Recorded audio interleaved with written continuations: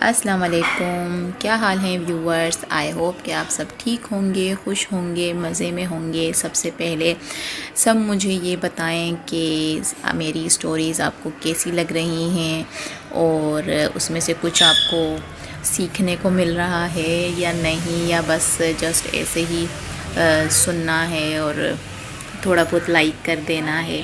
تو پلیز مجھے پہلے بتائیے گا اور پھر ہم چلتے ہیں اپنی آگے کی اسٹوری کی طرف۔ جیسا کہ میں نے آپ لوگوں کو بتایا تھا کہ جب انہوں نے اسٹرگل کیا اپنی لائف میں، وہ ایک اس مقام پہ پہنچی وہ لیڈی، تو ان کے والد بہت خوش ہوئے۔ ان کے والد ڈاکٹر تھے، تو وہ بہت خوش ہوئے۔ انہوں نے اپنی بیٹی کو پڑھایا لکھایا، ایون کہ ان کے بیٹے بھی پڑھے لکھے تھے، سب تھے۔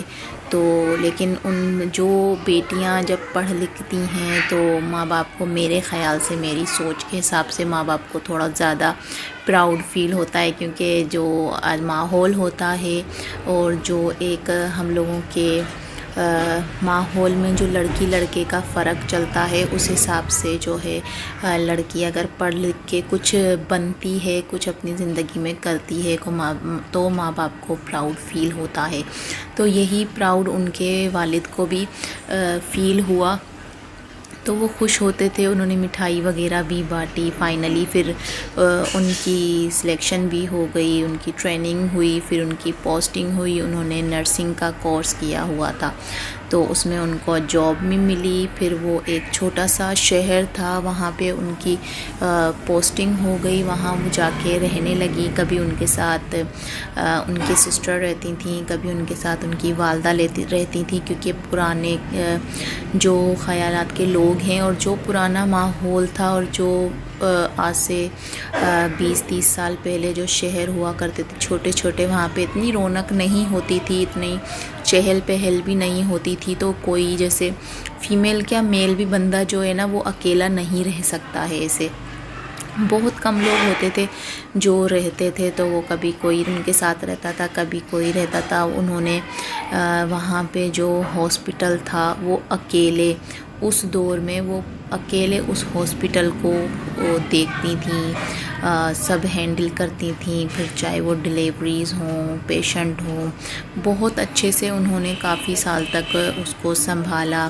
پھر سب ان پہ پراؤڈ بھی فیل کرتے تھے۔ پھر وہاں پہ ان کی ملاقات ہوئی ایک شخص سے۔ ان کے والد جب وہاں رہتے تھے تو وہ وہاں کے ڈرائیور ہوا کرتے تھے۔ تو جب ان کے ابا کی ان سے ملاقات ہوئی، ظاہر سی بات ہے جب آدمی وہ برابر والے گھر میں رہتے تھے ان کے، تو جب وہ باہر آتے جاتے تھے تو ان کے والد صاحب ان سے ملتے کرتے تھے، تو وہ ان کو اچھے لگنے لگے۔ ایک اپنائیت ان میں سے ان کو مطلب فیل ہوتی تھی، اپناپن محسوس ہوتا تھا۔ ان کے ساتھ وہ بیٹھنے لگے، بات چیت ہوتی تھی، کھانا پینا۔ جب ٹائم آگے چلتا گیا، جب لوگ ایک دوسرے کے ساتھ بیٹھتے ہیں، ایک دوسرے کو سمجھتے ہیں، باتیں ہوتی ہیں، تو اس سے فیل ہوتا ہے کہ بندہ کس قسم کا ہے، کس سوچ کا ہے، کس نوعیت کا ہے، اور اس کا بیک گراؤنڈ کیسا ہوگا۔ کیونکہ زیادہ تر جو کہتے ہیں کہ ایک تو لہجے سے پتہ چلتا ہے، دوسرا اخلاق سے پتہ چلتا ہے، تیسرا بات چیت کرنے سے پتہ چلتا ہے کہ سامنے والا بندہ ہے کیسا، جن کو سمجھ ہو اس چیز کی، جو پرکھ پائیں لوگوں کو۔ باقی جو ایویں ہی لوگ ہوتے ہیں ان کو تو کوئی بھی بیوقوف بنا سکتا ہے، وہ بھی بہت ہی آسانی سے، جو کہ آج کل کے دور میں چل رہا ہے۔ جیسے کہ بہت سے لوگ بیوقوف بنا جاتے ہیں، کوئی کچھ کہتا ہے، کرتا کچھ ہے، لیکن اگلا بندہ نہیں سمجھ پاتا۔ جو ہمارے بڑے ہوتے ہیں، جو بزرگ ہوتے ہیں، ان کو تو یہ چیزیں بڑی آسانی سے سمجھ آ جاتی ہیں، کیونکہ ان لوگوں کا یہ تجربہ ہوتا ہے۔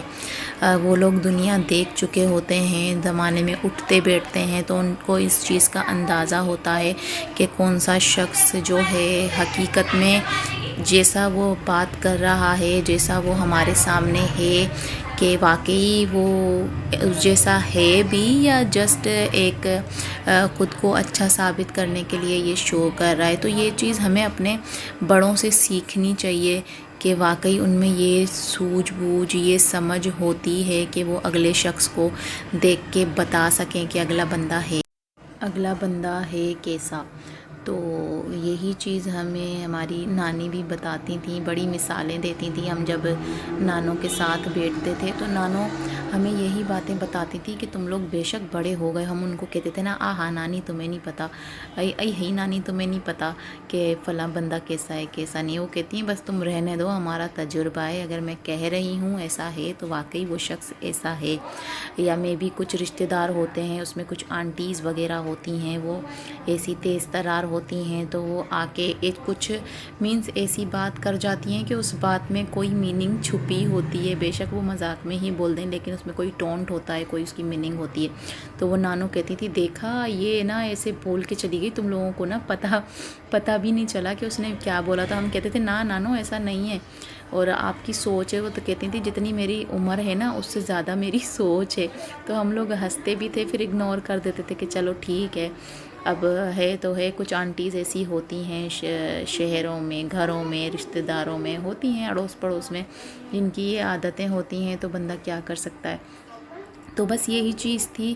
تو جب ان کے والد ان کے ساتھ بیٹھتے کرتے تھے، جو بعد میں جا کے ان کے ہسبینڈ بنے، جب ان کو وہ پسند آئے، ان کو بھروسہ ہونے لگا ان پہ، ان کے والد کو، تو جب انہوں نے گھر پہ بات کی، پھر کبھی وہ رہتے تھے، کبھی ان کی والدہ بھی رہتی تھیں ان کے ساتھ، تو وہ ان کے ساتھ بھی بہت فرینڈلی ہوتے تھے۔ ایک ہوتا ہے نا جب بندہ کافی ٹائم کسی کے ساتھ رہتا ہے تو وہ ایک چیز، ایک اپناپن بھی ہو جاتا ہے، ایک فیملی ٹائپ رشتہ ہو جاتا ہے۔ بے شک کے رشتہ دار نہیں ہوتے لیکن فیملی کی طرح آنا جانا، پھر ان کے گھر والے آتے تھے، پھر ان کے جیسے ایک دوسرے کے گھر پہ آنا جانا ہوتا ہے، تو ایسے کر کے پھر وہ ان کو پسند آنے لگ گئے۔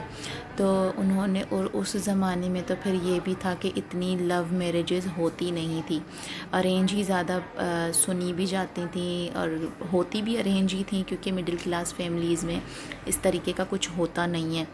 تو پھر ان کی بھی پسند تھی، خیر ان کو بھی اچھے ہی لگتے تھے، تو پھر ان کے ساتھ رشتہ ہو گیا۔ پھر ان کی آہستہ آہستہ باتیں آگے بڑھیں، جو بھی تھا، پھر ان کی شادی ہو گئی۔ پھر وہ کچھ ٹائم کے لیے وہ ملک سے باہر بھی گئے ان کے ہسبینڈ۔ تو جب ان کے مے بی فرسٹ بیبی ہونے والا تھا یا مے بی سیکنڈ بیبی ہونے والا تھا، تو وہ باہر چلے گئے، کچھ ٹائم وہ باہر رہے۔ مجھے یہ نہیں پتہ ہے کہ کچھ منتھس وہ باہر تھے یا کچھ ایئرس باہر تھے، لیکن ہے نا وہ تھے۔ تو پھر جب ان کے بیبی ہوا، اس ٹائم پہ مطلب ایک اکیلی عورت کو سروائیو کرنا بہت مشکل ہوتا تھا، بطور جیسے بولتے ہیں اس زمانے میں تو عورت چلیں بولتے ہیں کہ اکیلی رہ بھی سکتی ہے، لیکن وہ ماحول بھی ایسا تھا، اور وہ 20-25 سال پہلے زمانہ بھی ایسا تھا کہ رہا نہیں جاتا تھا۔ بہت سے مسئلے مسائل ہوتے تھے، پھر لوگوں کی باتیں یہ وہ سننے کو ملتی ہیں۔ تو وہ ہمیں بتاتی تھی کہ بڑا میں نے ایک اسٹرگل کیا کہ چلو ٹھیک ہے، اگر میرے ہسبینڈ باہر چلے گئے ہیں، وہاں پہ وہ کچھ بن جاتے ہیں تو ایک ترقی ہوتی ہے، تو ہمیں ہی اس کا فائدہ ہونا ہے، ہمارے آگے چل کے ہمارے بچوں کو اس کا فائدہ ہونا ہے، میرے بچوں کی تربیت اچھی ہوگی، ہر چیز ان کے لیے ہم لے سکتے ہیں، ان کی خواہشیں پوری کر سکتے ہیں، جو ہر ماں باپ کا ایک خیال ہوتا ہے۔ تو وہی سوچ کے انہوں نے کیا، لیکن لوگوں کی باتیں، پھر رشتہ داروں کی باتیں جو ہوتی ہیں تو بندہ اس سے جو ہے نا بڑا ایک مایوس سا ہو جاتا ہے، جیسے امید ہوتی ہے وہ امید ٹوٹ جاتی ہے۔ خیر یہ چیز ہوئی، پھر ان کو جو ہے نا وہاں سے انہوں نے واپس بلا لیا اپنے ہسبینڈ کو۔ ان کے 3 بیبی ہوئے، 2 بیٹیاں تھیں ان کی، ایک بیٹا، 2 بیٹیاں ہیں اور ایک بیٹا۔ تو ان کے ساتھ ان کی زندگی شروع ہوئی، وہ آ گئے، پھر ان کو جاب مل گئی ڈرائیور کی، واپس سے انہوں نے جوائن کیا۔ تو پھر ایسے کر کے جب ان کی لائف شروع ہوئی تو میں بتاتی چلوں کہ وہ جو ہمیں جب بتاتے تھے یا بتاتی تھیں تو ہم سن کے ہمارے نا رونگٹے کھڑے ہو جاتے، میرے تو کھڑے ہو جاتے تھے، اب دوسروں کا خیر مجھے نہیں پتہ ہے۔